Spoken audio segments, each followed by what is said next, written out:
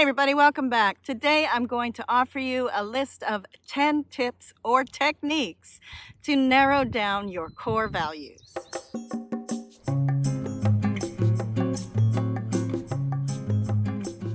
Schwartz in the 1990s developed a theory of values where he categorized values into 10 categories, which then grouped into 4.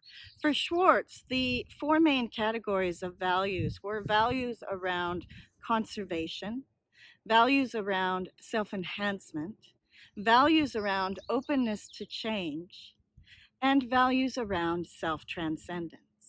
Since the 1990s, there have been many researchers that have looked at different theories of values. Dr. Mandeep Rai, in her book, The Values Compass, takes us through a series of vignettes of values represented in different countries.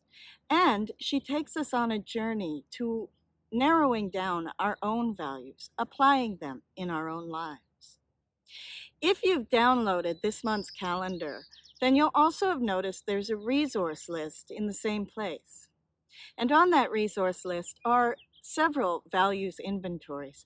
There are many on the internet, and you're welcome to use the ones that I've selected or to find your own.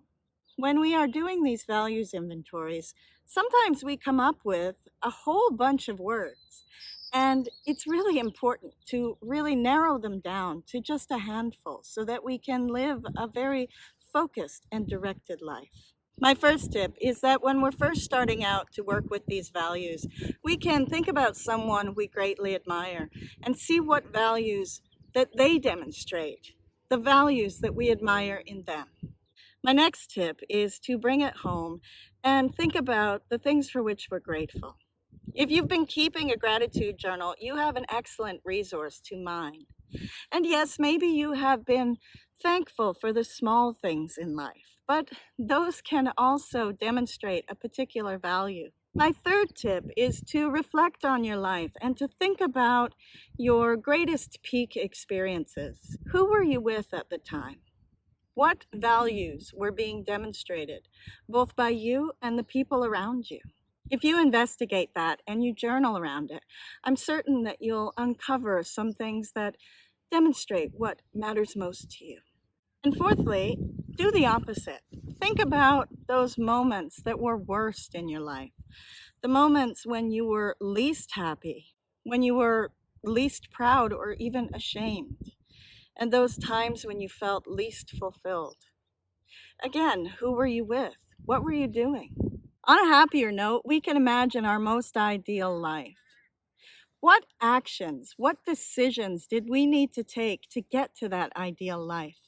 And underlying that, what values were demonstrated? Think about when you have been inspired to act, or to take a stand, or to be of service in the world. And then when you look at that moment, what value was being represented there? And look at how you actually make decisions. Because we might have values that don't really align with what we think is socially acceptable, but they are how we make our decisions. We have to be careful here because sometimes those values were not really intrinsic to us, but have come to us through our conditioning. And they may be wrapped in beliefs that we have learned throughout our lives. They may also be wrapped in limiting beliefs that we believe about ourselves. And so as we're working through all of these values, we really need to get real with ourselves and do some self-analysis. See where we are maybe lying to ourselves, maybe where we're being tripped up by limiting beliefs, and where we are stuck in culture or habit. Okay, so maybe we've started with a values list of 100 values, and thinking this through, we've narrowed it down to maybe 60. Well, that's still way too much to do anything reasonable with. And so the next technique is to group our values into a maximum of 10 categories. And we do this in a way that makes sense to us. So for instance, one person might group the word legacy along with the word service. But someone else might group the word legacy along with the word wealth. And that becomes a kind of shortlist. Then experts recommend that you choose one of the words in each of those categories. I might have in one of my categories both the words service and impact. And rather than have to choose one of those words, I might choose a phrase like making a difference. And that takes me to my final tip and technique, and that is to write your own eulogy. What would you like to have accomplished? And what would you like people to say about you? And in all of that, there will be underlying values. Living a life of purpose is a journey. And just as any journey, we are going to have to come back and look at our map and make sure that we haven't missed an exit. And so as life continues on, expect that you will come back and do these values exercises again and again. I hope that you will find this an exciting, enlightening, and empowering experience. It is, I know, a little bit of hard work and self-reflection, but I really think you'll find it is worth it.